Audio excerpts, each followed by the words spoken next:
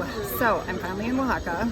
Actually, I've been here a couple days, but I'm totally behind on getting my act together. I cannot figure out this vlog situation. I think I'm close, so I'm just gonna do this and figure it out. Okay, so I had a few observations about Mexico City. First of all, it is not that different from our big cities. I mean, honestly, New York, Chicago, crowded, people drive like crazy.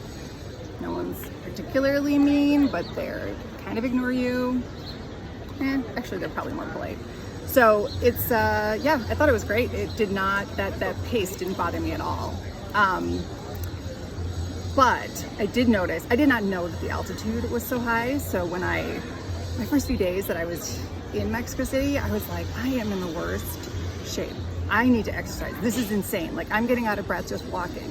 Why does my head hurt so much? Oh my God, I must have done like a terrible job, you know, like planning my packing and energy and all of that, because it was kind of chaotic at the end. So that was weird. And then a other teacher that I met was like, oh yeah, are you feeling the altitude? And then I realized it's like 2,000 feet above Denver's altitude. So it's actually significant. I was expecting it when I go to Bogota, but I wasn't expecting it in Mexico City. So I went on a street art tour that was incredible.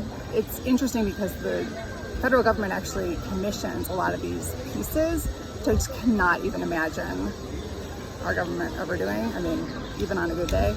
So that was really interesting and kind of cool. There's a lot of ways that they're more humane, honestly. Like in their subway, they have a section for women and children. So not just where they wait, but the actual cars, which is pretty sweet. And you know, there's no one like heckles or catcalls, but I think they have that space just in case. I don't know. I mean, obviously there's been issues, but they are in the US too.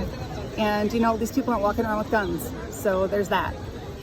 Oh, speaking of harassment, no catcalling, no, I don't know if I should be offended or impressed and pleased, if I've aged out of the catcalls, like what's going on. But as I looked around more and more, I realized actually they're not doing that, which is, I kind of expected it, frankly, but I really didn't hear any of it. I don't think it was just because I'm old either. That's possible. It's likely, but possible.